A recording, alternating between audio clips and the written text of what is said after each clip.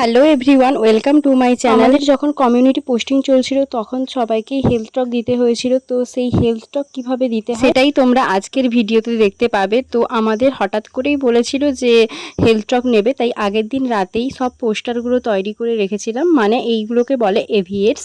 তো আমাদের মিনিমাম 3টে এভিয়েটস বানাতে হয়েছিল। তো এভিয়েটস বানিয়েই একটু প্রিপারেশান নিয়েই পরের দিন হেলথ টক দিয়েছিলাম।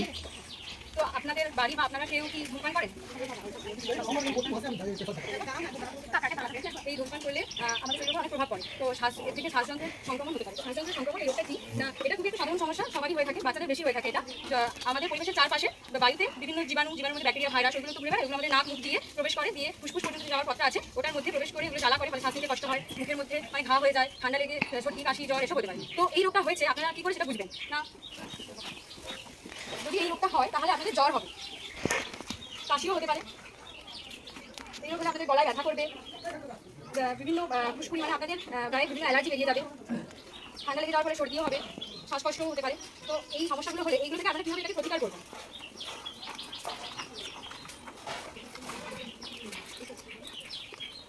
তো কীভাবে প্রতিকার করবেন না, সময় মতো আপনাদের টিকা নিতে হবে না। আপনাদের এই যে পাশে প্রাথমিক যে স্বাস্থ্য কেন্দ্রটা রয়েছে, কোনো টিকা যাতে মিস না যায় সেগুলো দেখবেন, যেমন BCG, পোলিও, এই সমস্ত টিকাগুলো নেবেন।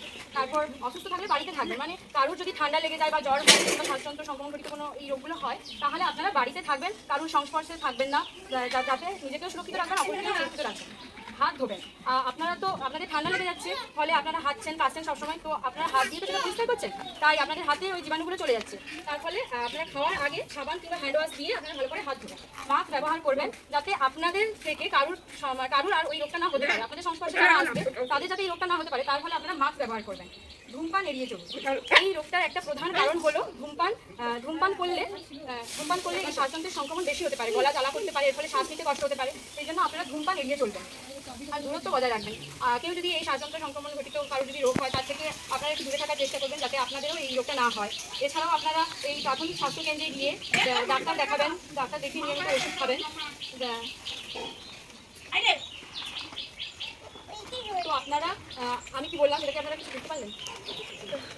কী করে আপনারা এটা প্রতিরোধ করবেন একটু বলবেন? হ্যাঁ, আর একটু সবার থেকে দূরে থাকবেন, জল খাবেন, ভালো ভালো খাদ্য খাবেন। কখনো কোনো খাদ্য মানে সকালে খাওয়া সকালেই খাবেন, তখন না খেয়ে কখনোই থাকবেন না। ঠিক আছে, আর ধন্যবাদ, সুস্থ থাকবেন, ভালো থাকবেন।